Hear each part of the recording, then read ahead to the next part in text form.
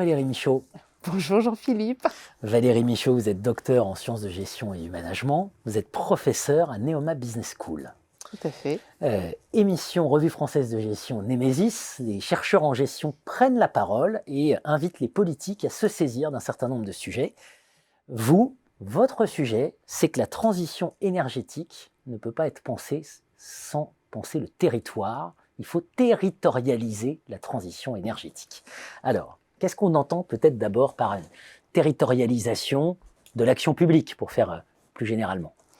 Alors, la territorialisation de l'action publique, elle commence dans les années 90, il faut revenir à peu près à cette époque-là, pour comprendre que l'État prend conscience que c'est pas possible d'avoir des lois qui soient homogènes dans l'ensemble du territoire national, mais qu'il faut essayer d'avoir des diagnostics locaux pour pouvoir développer des actions particulières et spécifiques à chaque territoire.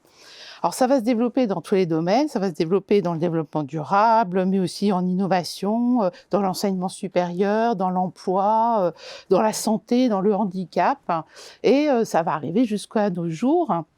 Alors moi, ça m'a passionnée, notamment une de ces lois, qui est la loi Voynet de la fin des années 90, parce que c'est une loi sur le développement durable, qui rajoute à ces histoires de diagnostics territoriaux deux éléments qui, moi, m'ont paru assez majeurs: la collaboration entre les différentes collectivités, mais aussi l'implication des acteurs locaux dans le diagnostic et le choix des actions pertinentes, c'est-à-dire ne pas laisser l'action publique qu'aux mains des politiques, mais aussi l'ouvrir à des discussions avec les acteurs concernés du territoire. Et ça m'a passionnée, puisque en fait, j'ai pris 8 territoires, 12 au départ, et petit à petit, j'ai affiné dans une seule région pour que ce soit comparable. Et je les ai suivis pendant 8 ans pour comprendre si ce type de loi changeait finalement la façon de faire de la politique locale. Et en fait, au bout de 8 ans, mes travaux montrent qu'il n'y a que 40%, dans 40% des cas, en fait, les territoires, il ne se passe rien. Dans 60%, il y a une vision globale qui se crée, il y a une émulation au sein des acteurs locaux, il y a une vraie politique coordonnée et concertée qui se met en place, et il y a vraiment un changement de paradigme local. Mais dans 40%, il ne se passe rien, parce que finalement, on se voit de temps en temps, on fait un diagnostic, on se met d'accord sur les actions, tout le monde repart chez lui, chacun fait ses actions de son côté, et puis à la fin, on se revoit dans 3 ans, etc. Alors évidemment, la question qui se pose, c'est le lien avec la transition énergétique, cette question de la territorialisation. Alors en fait, c'est plus que la transition énergétique, c'est l'autonomie énergétique. Alors vous savez qu'en France, elle passe par le nucléaire, mais pas seulement. Tous les scénarios mixent le nucléaire avec les énergies renouvelables. Et en fait, les énergies renouvelables, ça se passe sur les territoires. Et il n'y a pas que les énergies renouvelables, il y a aussi la production d'énergie locale pour des usages locaux. Alors, dans ce cadre-là, en fait, il y a une territorialisation des réflexions.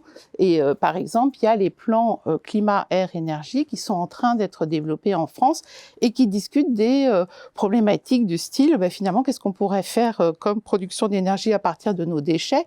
On pourrait produire de l'électricité, mais on peut aussi produire de la chaleur pour chauffer un quartier. Ou alors, on peut produire de l'hydrogène pour faire rouler des bus. Ou alors, on peut faire le choix du biométhane. Mais si on a aussi sur son territoire une usine de boue d'incinération, vous avez la possibilité aussi d'en faire du biométhane ou des boues d'épuration, excusez-moi d'ailleurs, du méthane ou de l'hydrogène. Et puis, il y a aussi la question des data centers, parce qu'avec le cloud français, qui est un label de sécurité et de relocalisation des données en France, on va avoir des data centers un peu partout. Et donc, ça aussi, ça produit de la chaleur. Et donc, en fonction du territoire, en fonction des choix qu'on peut faire, parce qu'il y a des industries locales ou pas, on va plutôt aller vers l'hydrogène qui permet de décarboner l'industrie ou pas. On va faire un état des lieux des possibilités, à la fois en termes de ressources et d'usage.